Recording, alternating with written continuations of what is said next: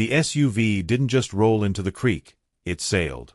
A graceful metallic belly flop launched by a 1982 John Deere tractor driven by a man in Crocs and full church attire. As the white Mercedes bobbed gently next to a mossy snapping turtle, Trudy Havs, HOA president and aspiring petty tyrant, stood on the crumbling bank screaming with a voice that could shatter glass. "That's HOA property. That's HOA property." Her words cut off as a splash sent a hubcap spinning like a frisbee past her Birkenstocks. From my porch, sipping sweet tea, I muttered quietly to myself, "You shouldn't block someone's bridge in flood country, Trudy. Let me back up and tell you how we got here. My name is Caleb Trask, I'm 38 years old, and I'm a history teacher who values three things above all else: solitude, smoked brisket, and antique tools. When I bought my fixer-upper on the edge of Maple Hollow Reserve, a gated community known for its creekside views and overachieving HOA board, I thought I'd found paradise. The catch was that my home sat on the far side of a narrow private bridge, the only entryway that crossed Pigeon Creek. I loved everything about it. The nature, the privacy, the blessed silence. Then I met Trudy Havs, HOA president, retired dental hygienist, and self-declared logistics czar of Maple Hollow. This was a woman who once fined a family $300 for visible pool float indecency involving a flamingo. She ran the HOA like her personal kingdom, and everyone in the neighborhood knew better than to cross her. Well, almost everyone. The trouble started with an email that arrived on a Tuesday morning.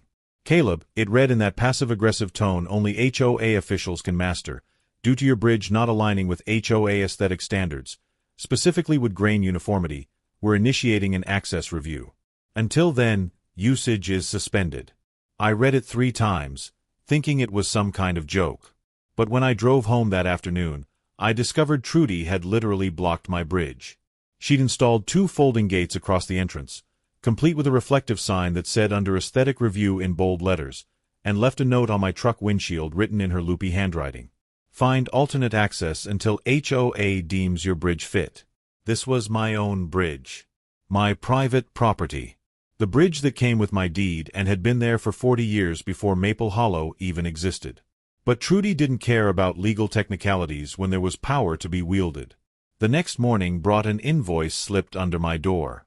$9,300 in emergency visual restoration fees, payable to Havs Property Solutions, LLC. I actually laughed out loud when I read it, then stopped laughing when the second notice arrived threatening daily fines for non-compliant topography obstruction. Whatever that meant in Trudy's twisted HOA dictionary. For 2 weeks, I parked my truck at a nearby park and walked a mile home carrying groceries. My elderly neighbor offered to let me cut through her yard, but I didn't want to drag anyone else into Trudy's crosshairs. That's when I noticed something curious during one of my early morning walks.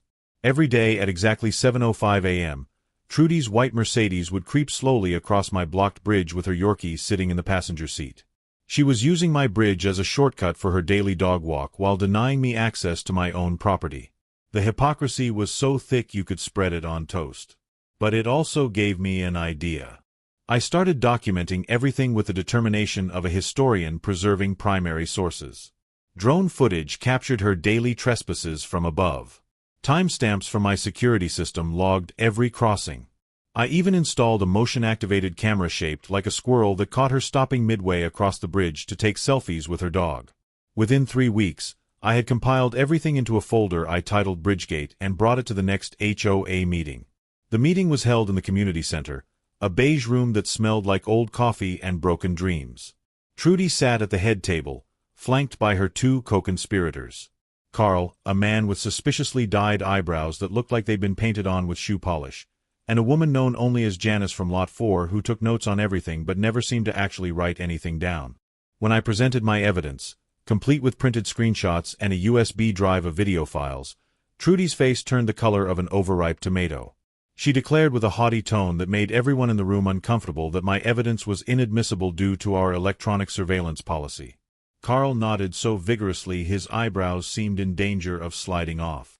Janice from Lot 4 pretended to write something important. But karma has a sense of timing. A county inspector who was there for completely unrelated sewer issues had been sitting in the back corner, and he'd heard everything. He stood up slowly, identified himself as Inspector Mitchell from the County Planning Department, and asked Trudy if she'd really blocked a private access bridge. The room went so quiet you could hear Trudy's Yorkie whimpering from her purse. Turns out, Trudy's company wasn't registered with the state. Her invoice was illegal. And her bridge blockade was a massive violation of private access law that could result in criminal charges. Inspector Mitchell ordered her to remove the barriers immediately and said he'd be filing a report with both the county attorney and the state licensing board. Trudy's voice cracked like thin ice as she refused, claiming she had aesthetic authority as HOA president. The inspector just shook his head and told her she had 24 hours before the county would remove the barriers themselves and bill her for the work. That's when I made a call to someone who'd been waiting for this moment even longer than I had. Enter Merle.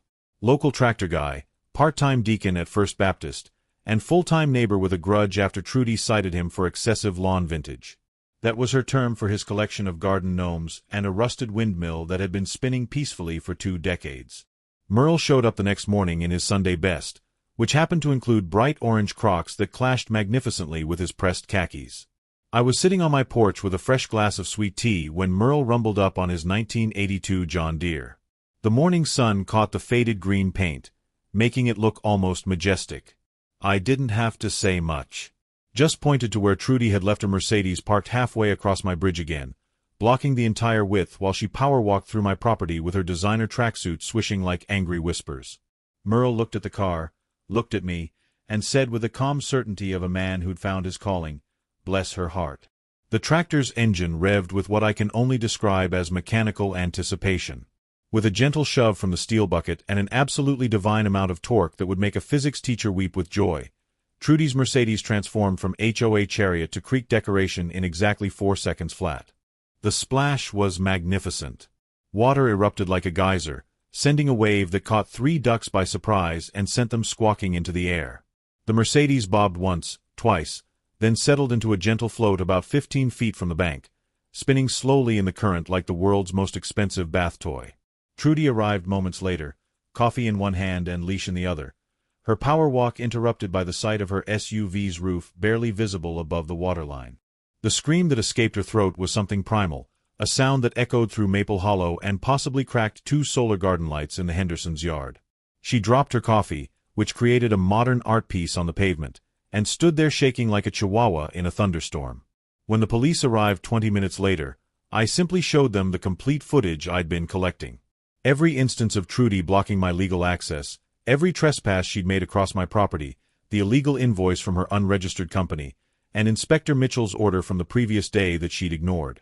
The officers looked at each other with the weary recognition of cops who'd dealt with HOA drama before. Trudy tried to play victim, claiming with a trembling voice that we'd destroyed her property. Her Yorkie sneezed from her arms as if adding its own commentary to the situation. But the evidence was overwhelming.